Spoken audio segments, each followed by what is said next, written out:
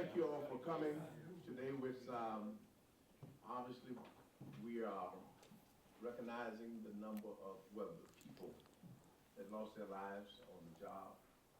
And it is, thank you for your sacrifice. And we also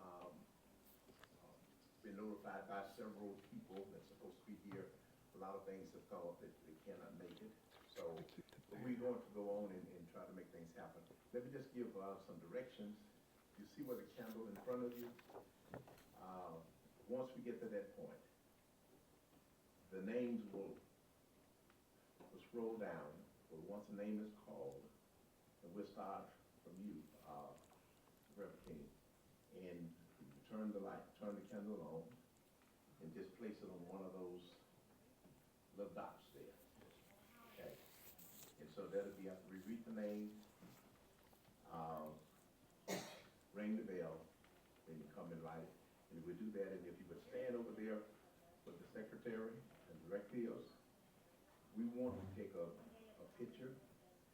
And what we're going to try to do is identify a number of the families that have lost loved ones and get a letter from the secretary to send them the picture as well as a letter showing them how we're recognizing their loved ones that lost their lives.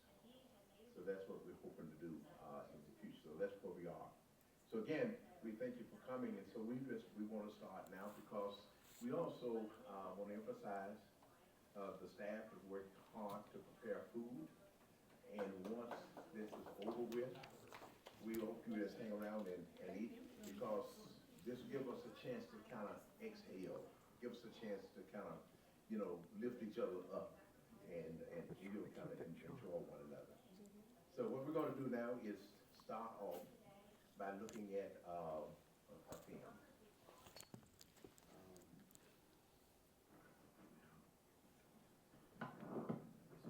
It's a solemn occasion here today, but it's also a celebration of life. Okay? Pleased to have you here this morning to celebrate the lives and the service of the individuals who have lost their lives in service to our state and certainly to our department.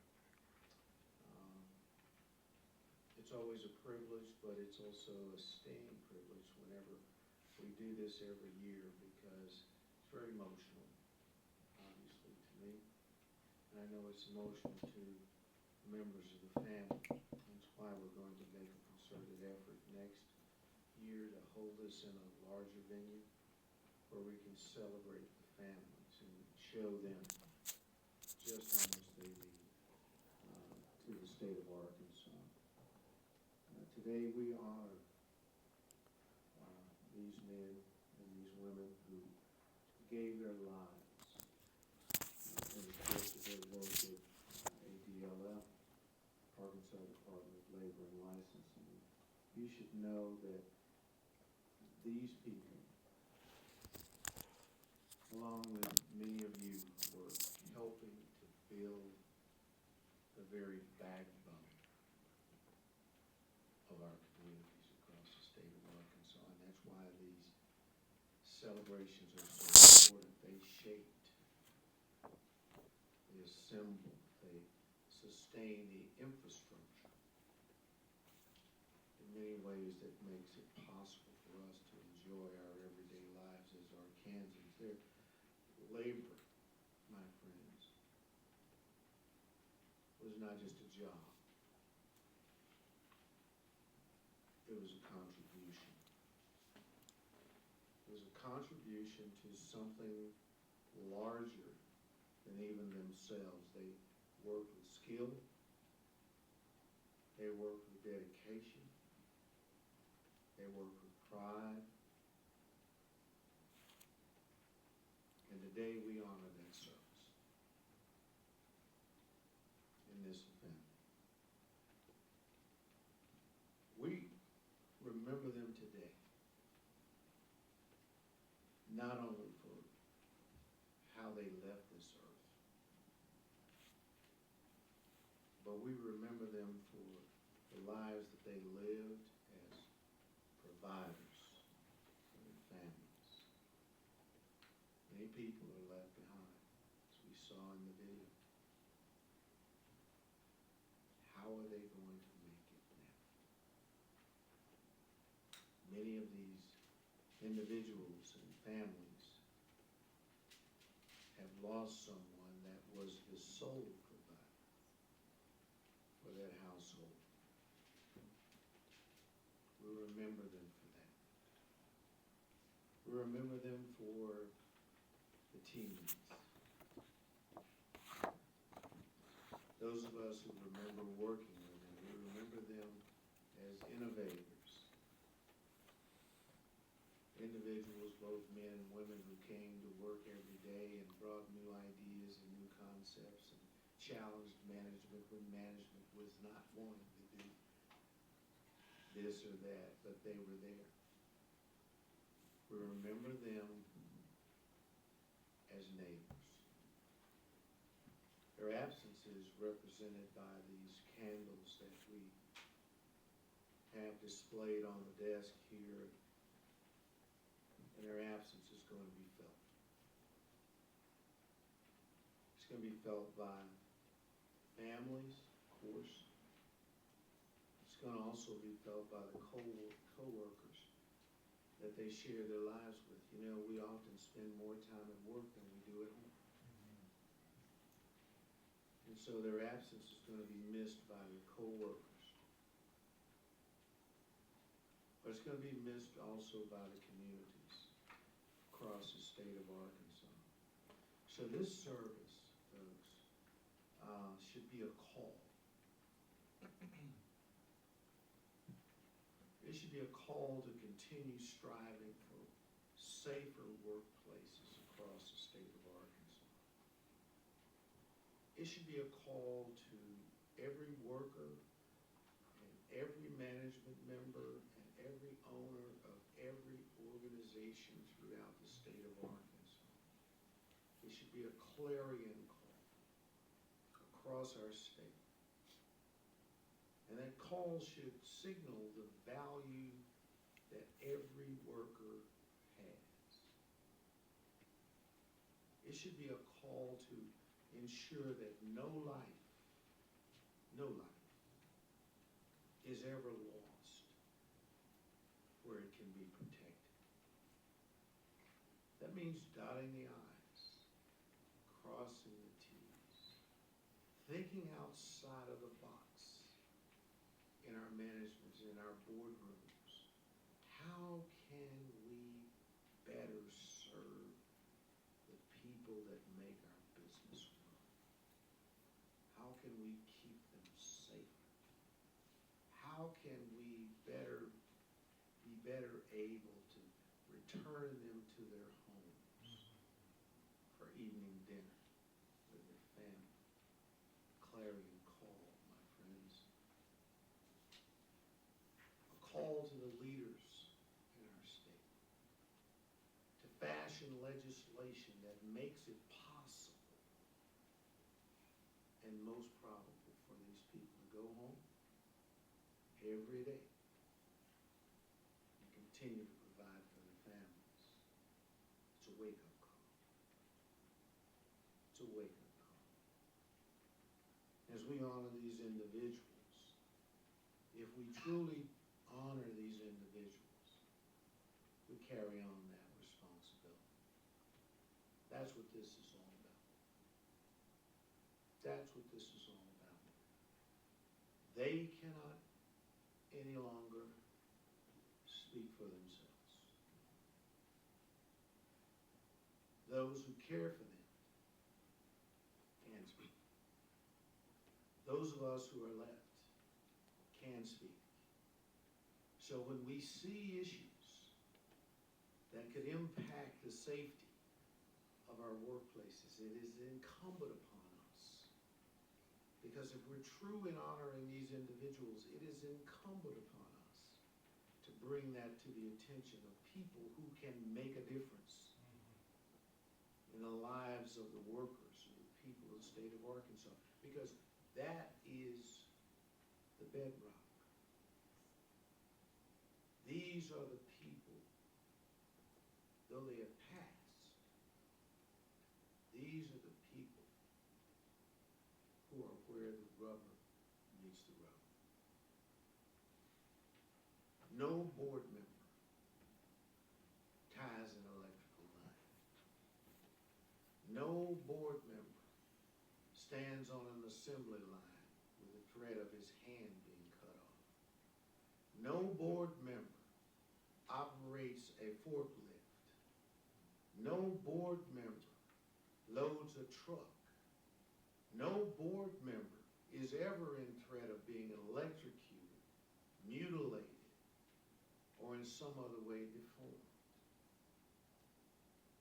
It's so easy for people in power to overlook the needs, the desires of those who are where the rubber meets the road. That's what today is all about. There's a clarion call to all of you, to leadership, to management, to the leaders of the state of Arkansas, to understand that we are where we are because these people and the thousands of others who have lost their lives in service to our state. Thanks for coming.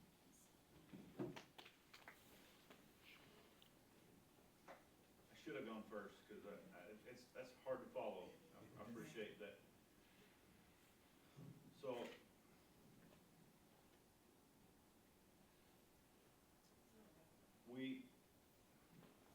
we're here today to have a ceremony for all of the people that we lost at work. We've talked about the candles, and they represent all those people. We shouldn't be here today. The best way we could have honored those people is to have them at home tonight with their families, eating dinner.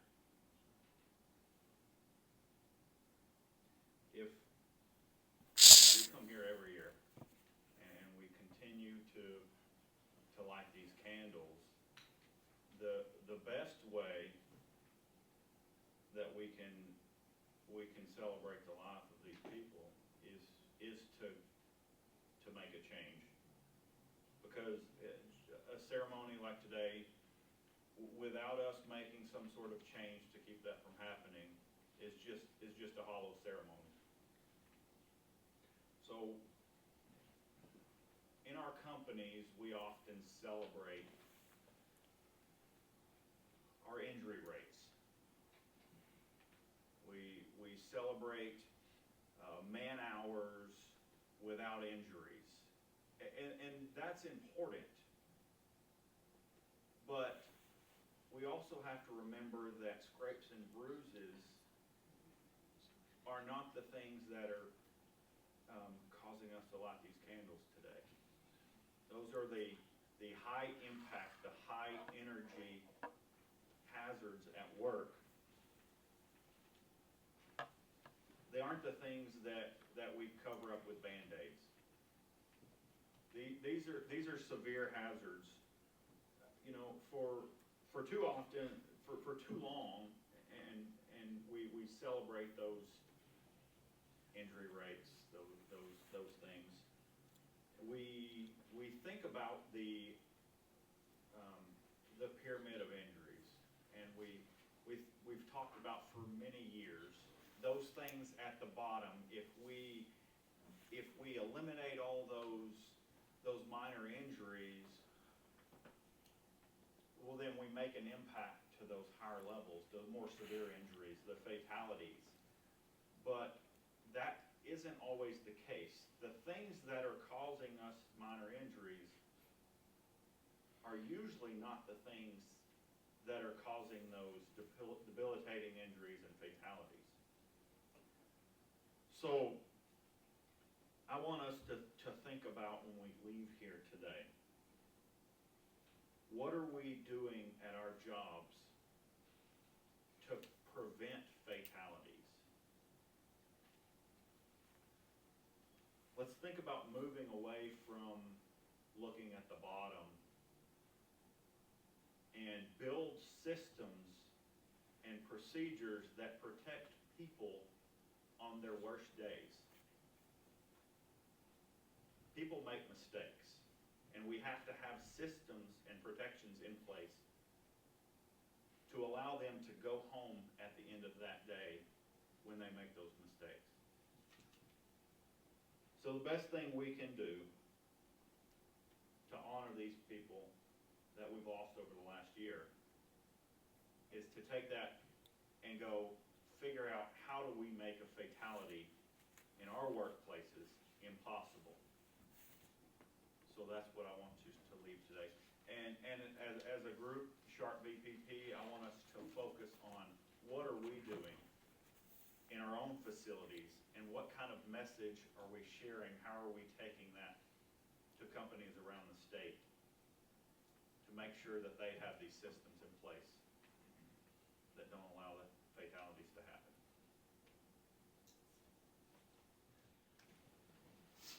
Because I have no one else to blame it on.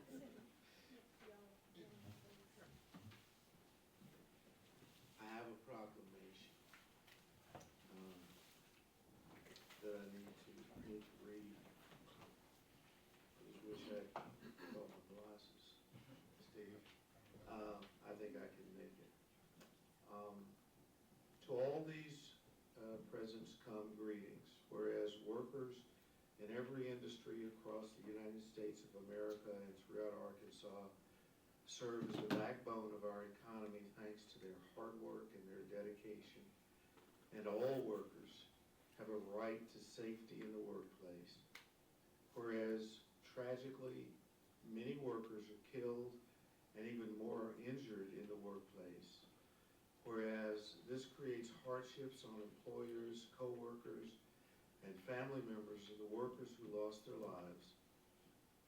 Whereas on April 28th, 1971, the Occupational Safety and Health Administration was created, and whereas the Arkansas OSHA Consultation Section within the Division of Labor works to maintain safe working conditions in every industry by providing training, education, outreach, and assistance to employers and employees.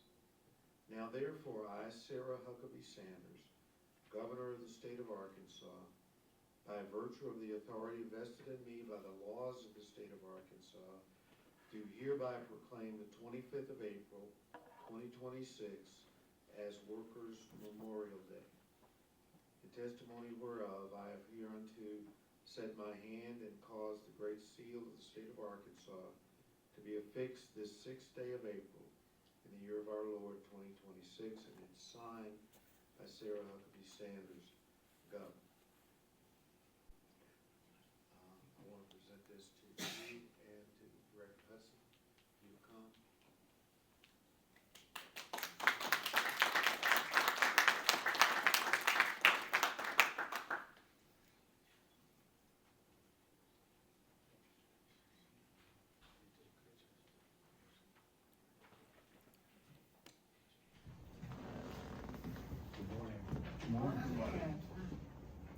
All the speakers before me, it's very tough acts to follow. My name is Chuck McCauley. I'm with Conservative Care Occupational Health. That's the way I put food on my table. You can't hear me? Is that better? Better. All right. But my passion is Kids Chance of Arkansas. I've been involved with Kids Chance of Arkansas for, gosh, close to 20 years. And I just, by show of hands, anybody in the room other than Clark has heard, and Secretary, heard of Kids Chance? Raise your hand. Okay, that's why I'm here. Kids Chance of Arkansas is a scholarship program for the children of the workers in the state of Arkansas who have been permanently disabled or killed while working their jobs. We don't want it to happen. When I first got involved with Kids Chance, I think the highest number of kids we had scholarships for in 1 year was 45. We're down to 22 this last year that we handed them out. So our numbers are, people are having less kids, or we're trending in the right direction from a safety perspective, but we want that number to be 0. My Kids Chance story is, I have always worked along workers' compensation. That's how I put food on my family's table. And I got involved with Kids Chance because I wanted to be able to give back. I ran a workers' comp claim shop. We pushed paper. I mean, the highest person at risk was going to be carpal tunnel maybe, or a paper cut. But I had an associate who was driving out to Fort Smith to visit with a customer who had a complaint. She went out and saw them, and on her way home, she was driving home, her phone had fallen to the floorboard, and she reached down to pick it up. Traffic had slowed down and stopped, and she slammed into the rear of a flatbed tractor trailer. She actually lived, but she lost the ability to speak, ambulate, and so on. And it became very real when you see it happen to someone that is in a small office working for you. Had an 11-year-old daughter who went from mom taking care of me, now she's taking care of mom. And it was very impactful. She was the breadwinner for the family. It was tough for them to get by. And it can be impactful to the families. And I'll say it can be generational. If I got to go to college and I go away, would my kids be able to go to college? It impacts them a generation until their kids come back and have two breadwinners in the household and are able to put their kids back in. It's really an impactful thing.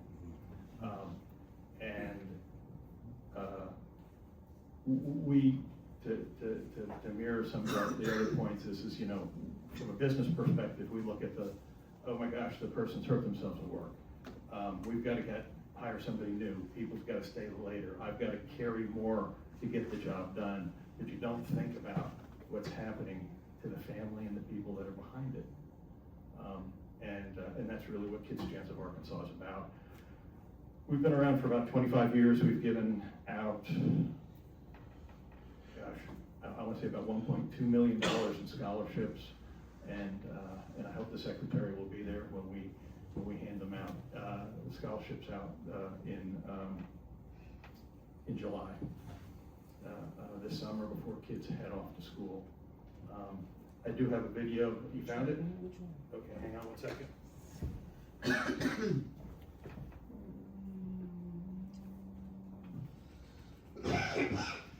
Okay, I don't have a video. I was just going to talk, but the next speaker was missing, so I thought I'd try to fill the time with that. But and it's not just me; it's an amazing board of people.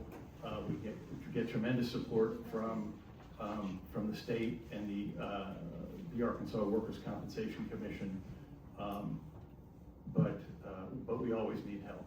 And if somebody feels called, please reach out to me, and feel free to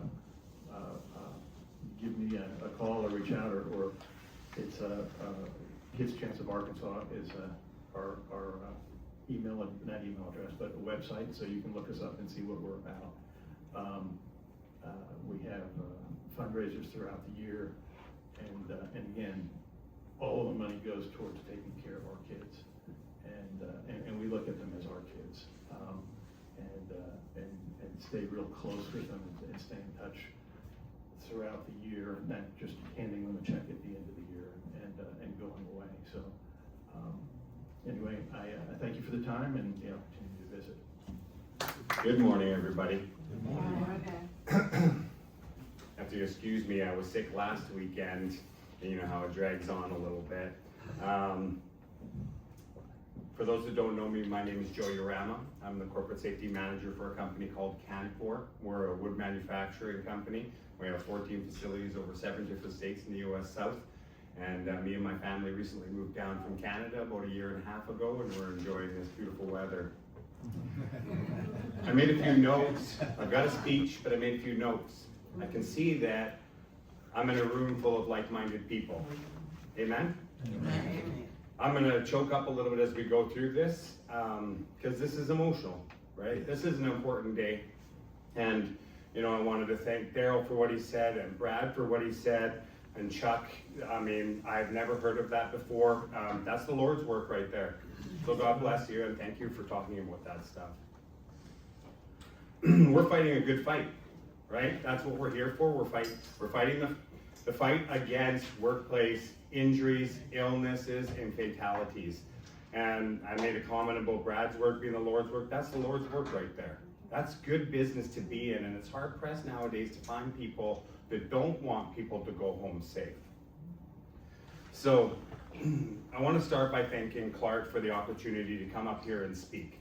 He's given me 15 minutes. Sounds like I've got a little bit extra, and I'll use that little bit extra, Clark, to give expressions, because I've been through a fatality at my last employment. I was the safety manager there, and I quarterbacked that whole process all the way through. And the reason I wanted to thank you, Clark, is not just for the opportunity to come up here and talk, but as I started writing this out, and kind of whiteboarding it out, I realized that this was quite healing for me, right? Yep. Going through a workplace fatality, if you're a compassionate human being, that'll never leave you, right? And so I was at home whiteboarding this thing out and just thinking to myself, wow, what grief is a funny thing, right? We take it off the shelf, we open it up, we experience that grief. We need to be able to put it back in the box and put it back on the shelf, because we can't live every day like that, right? But it's an important thing to revisit and go through, and that's what this helped me do. So I want to tell the story of what happened at my former employer, and just give some expressions about how that's affected me and others. When, like I said, we moved down from Canada about 1.5 years ago. About 3 years ago, I was safety manager for pulp and paper mills. We have 3 pulp and paper mills in my hometown. And if anybody knows the pulp and paper industry, it's high risk, dangerous, chemical factories. It's scary. Sawmilling is a bit different, because you can see that giant saw cutting a log into smaller pieces. And in the pulp mills, you know, you can't see fugitive gases and different things like that. I was at one of the pulp mills, and I got a call to say that we had a cardiac arrest event on location. I said, okay. And I got this story from the first aid attendant who worked in my department, and I sat down with him the next day, and he gave me the story.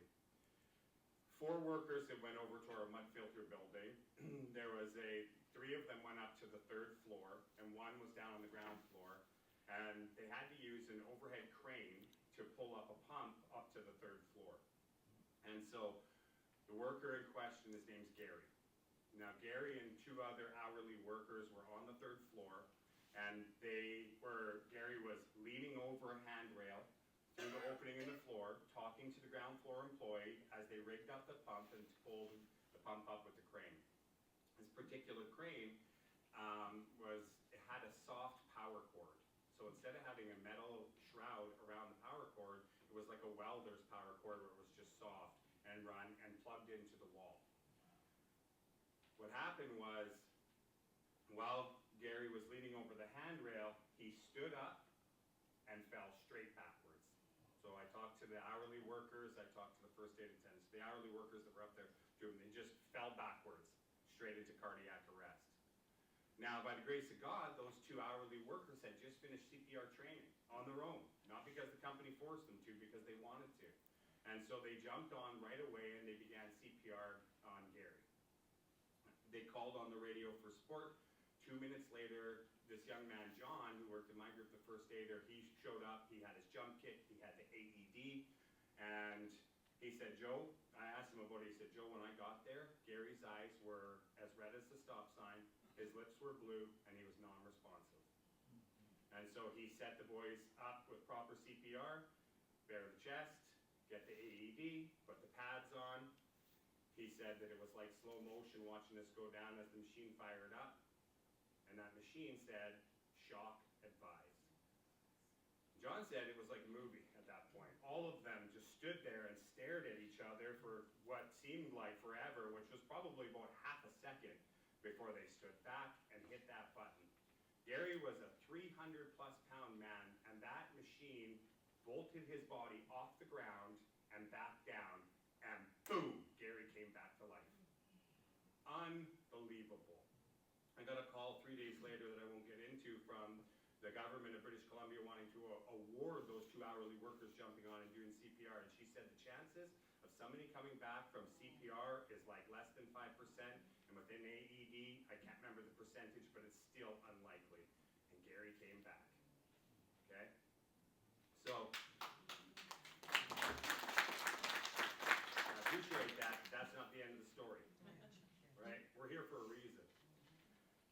The fire department showed up, the ambulance showed up, and they took Gary away.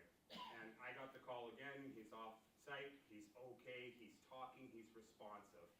At this point, we're talking to management, a few people, hugs, you know, like, hey, we got through this, it was a heart attack, it was personal medical, right? And he's okay, great, everybody go home and hug your loved ones, remember, life is fragile. On the way to the hospital, one of the firefighters that was in the ambulance used to work at the pulp mill. You know, my department, the safety group, had a funnel up to the fire department. Gary had told the firefighter, I think that I was shocked. And so the firefighter called somebody on site and then talked to the safety person on site who called me and said the firefighter called and Gary thought he was shocked.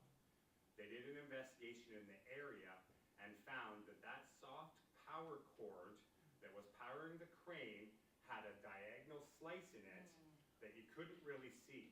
And that power cord was flopped over top the handrail, and of course, you know, it took some time and some work with the investigators, but we believe that as Gary was hanging over, giving directions down to the lady on the ground floor with the pump, that cord made contact, went through the handrail, and shocked Gary. Gary went to the hospital, and of course in Canada it's not OSHA, it's WorkSafe BC, but I'll refer to them as OSHA for the sake of where we are. Of course, we called OSHA right away, and the inspector came to site the next day, and they were making a determination if they should elevate it to the Special Investigations Team. They kept it at the local level. Gary went to the hospital, he had his heart checked out. It turned out Gary's wife was the lead nurse on the floor that Gary was admitted to at the hospital. So she was caring for him for 4 days. They had 3 different doctors check out Gary's, his charts from the stuff they did on his heart, and they released him from the hospital 4 days later to home. Gary was home for 3 days. We were checking on him every day and seeing what they needed. And then Sunday rolled around. At about 6 p.m. I got a phone call. And it was from the director of maintenance who Gary worked underneath. And just like I'm shaky right now telling the story, Ryan called me. He was a friend of mine. These are all friends. These are people we work with. These are people, we spend more time at work than we do at home, don't we? Yes. Ryan called me, that's my friend, and he said, Gary passed away. And we stopped, and we didn't talk. And they said, I've got to make more calls, Joe. And I said, okay. That was devastating.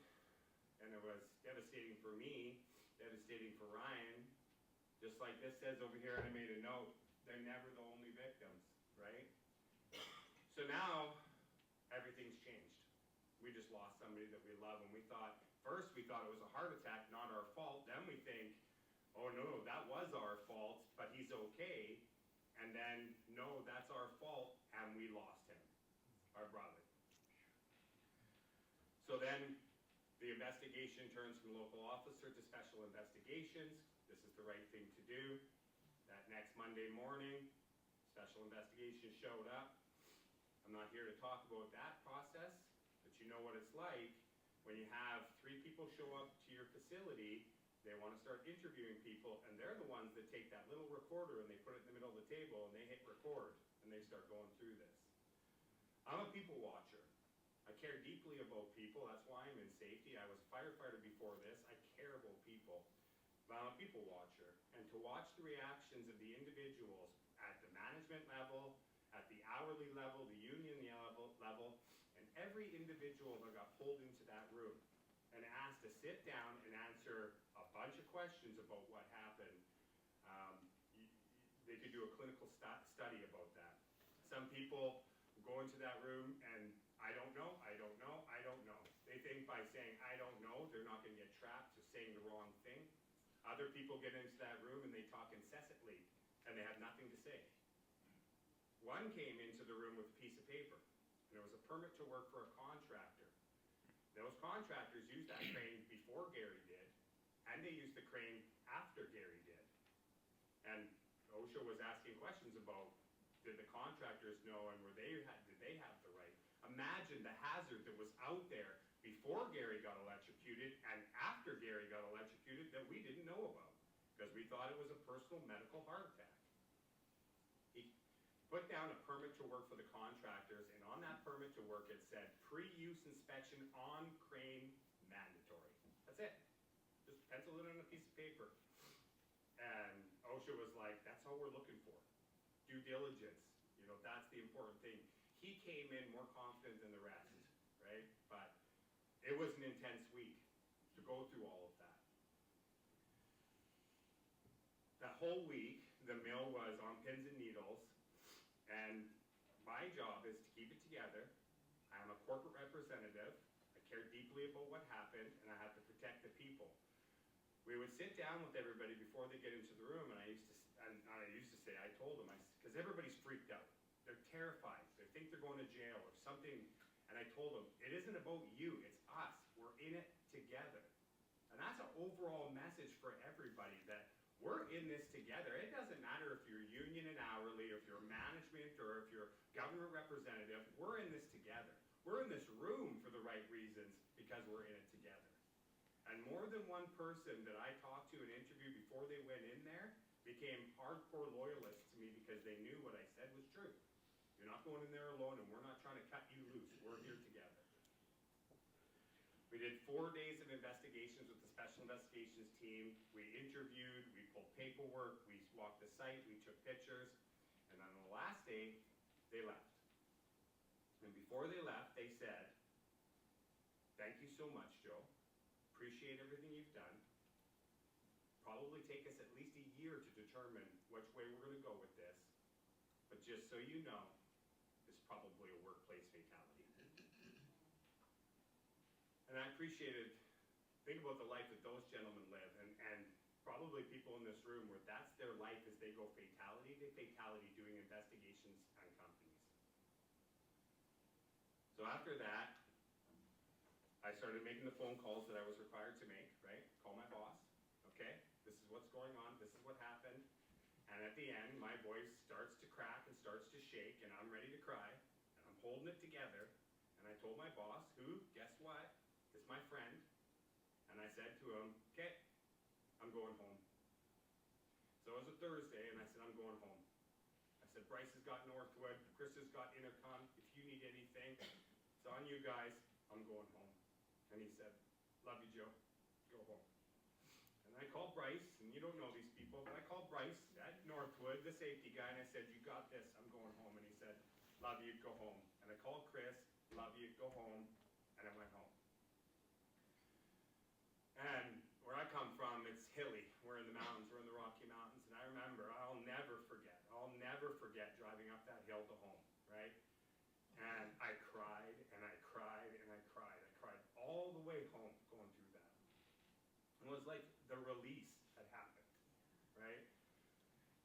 And everybody deal with it your own way. I talked to the Lord. I just talked for 25 minutes to the Lord and just said, Lord, and we just needed to settle some stuff out, and I needed to pour my heart out. That's healing. Yes. That's part of the process, at least for me. And when I went home, my wife and me, we call it closing the gate. We had a gate at our called it closing the gate, no company. I didn't drink that weekend. I didn't hide from my family that weekend. I didn't try to use something to hide the pain. What I did was, I got home and I cried with my wife. And I pulled my kids close, and I spent that whole weekend just with them, healing. And I didn't hide it from them. I told them what happened. And my kids were young teenagers, but I told them what happened. And I told them the importance of being safe. It sounds corny, but it isn't, because I told them, you gotta be safe. Don't ever take anything for granted, and know that I love you. Because if something happens to me, maybe I won't be there to put them through college. I am the breadwinner for my family. And that's how I dealt with it. And I pulled a few other family members in, and I spent that weekend just dealing with that. And that's me. I'm just the safety manager. I'm not talking about Gary's wife and his young 2-year-old son that he left behind. I'm not talking about the workers that work with Gary every single day and the mill that's transformed. They built a lunchroom in honor of Gary and put a plaque up, and there were comments like, that's not gonna bring Gary back. And that's true, and it also, it's so we never forget. There's a saying that I really like that is stuck in my heart right now, and it goes, the only way to make it out of the hell is to let the dark times bring out the light in you. Yes. That's why we do what we do as safety professionals. And everybody in this room, no matter if you're management or government or whatever, that's why we do what we do. Every single day, forever, and for Gary. Thank you. I did not see you close your eyes. Hear your last I'm sorry. If you ever wonder who I was, Always be humble and kind. There are no regrets. for I'm long let the sunrise play Forever in our you hearts. on a ride on a different day. Hey, I won't take up too much of your time. I really appreciate you guys coming. Those that don't know me, I'm John Wolf. I am the Compliance Assistant Specialist with the Ocean Little Rock area office. I did enforcement for 7 years until I transitioned to this role. And so, like you said, I was on, this side of the fatalities. When I would go in and walk past the families and see, to go do my work. But lucky at that time, when I was done, I closed my case file and tried not to think of it again. Right, and move on to the next investigation I had to do. So it wasn't until I got to this role when we stop and think about the things, what happened next, right? Because my next was going on to the next case, right? I wouldn't stop and think, of all the things that were going on behind the scenes and afterward, right? And the big picture, right? It wasn't until Clark asked me, hey, do me a favor, roll the numbers for Arkansas. I need to know how many people passed last year. And you go and you see the names, you see the ages, you see the story of what happened. And every single fatality I ever went to, I always had the same thought. I've talked about this sometimes at some of the safety conferences. And I always wish I was here yesterday. Because I never ever investigated a single fatality that couldn't be prevented. So I always had, what was preventing me from being here yesterday? What was I doing? Right? And we're small, right? I'm like, when things happen, especially in areas, we had, say, the trench collapse in Jonesboro, right next to a public road.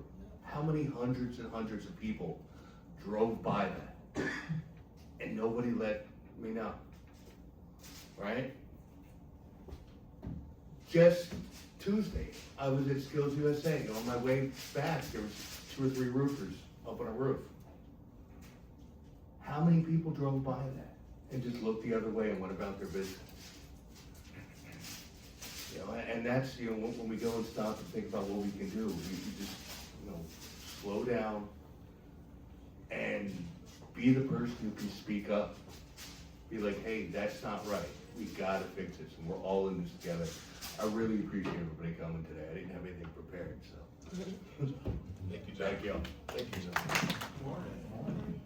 Last year, when I stood, I talked about the first, former area director Carlos Reynolds calls it, he said, you never forget the first time. You never forget the first time you got that phone call, you never forget the first time you investigate. It was October 22nd of 2012. The highway that now connects Highway 11 and 425, they call it the Star City accident. And so now everybody gets to enjoy that highway, that bypass. But right at the corner of that highway bypass is a memorial placard. That bridge that is now connected is named after Leslie Young Barrett. They called him Lucky Charm. In the building of that bridge, he lost his life. Last year, I stood and talked about him, and what most of this group knows, 8 months prior to that, we lost our dad. And so, Joe, this is for you. On February 12, 2012, at 1:30 p.m., we received a phone call that our dad, while reading meters, had gone down. Because we had to drive almost 2 hours, they downplayed it. They said, y'all's dad has gone down, get to win. As we were trying to grab everybody and get to win, one of the aunts called me and had me slow down. She said, slow down. He didn't make it. And the purpose was to slow us down, because you know we're running to get there. And our dad had been complaining for a couple of months about his chest bothering him. The doctor that he went to see, he said when he finally walked in, he said, unfortunately, Daddy had what they call a widowmaker. It's a sure death. By the time they say something, it's too late. When we got there, his coworkers, because he was the water guy, his coworker Charlie had also been CPR certified. Charlie said they were cutting up, reading meters. Daddy was picking with Charlie, like I can run circles around you young guys. And they would cut up, walking down the road, and he said he didn't hear Daddy respond back. And when he turned and looked, Daddy had gone down. And Charlie, in telling me the story, because he knew what I did for a living, he kept saying how much he did CPR on Daddy. He kept saying that. I wanted to talk to the EMTs. I wanted to know, what did the AED state? I needed to know that. Nobody in the family understood it. I said, I need to know, what did the AED state? It's important for me to know that. As you were talking, I wrote it down. I ended up running into the EMTs later because an aunt had to get on the ambulance and be transported. And I said, are you the one that took my daddy in? And he said, actually, I was who took Eugene in. He starts crying. I said, I just need one thing. What did the AED read? He said, why is that important? I said, I just need to know. As you were talking, I wrote down, his AED read, shock not advised. If you know AED reads shock not advised if that person has a heartbeat or if that person is asystole. Knowing that allowed me to be able to tell Charlie, the EMTs and everyone that if an AED reads shock not advised, that's it. There's nothing you could have done. That's what gave them the closure.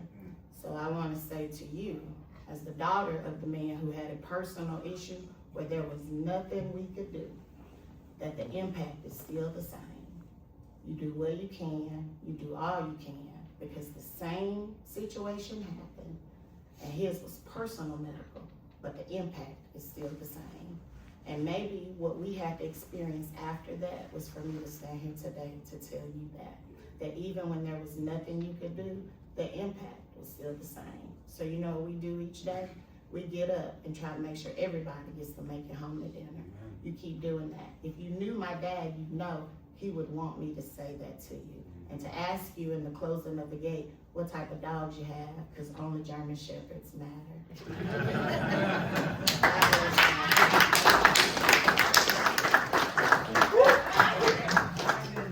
Okay, the last thing is, we found that and we're gonna have lunch after the prayer. We want to show the video. Found the video.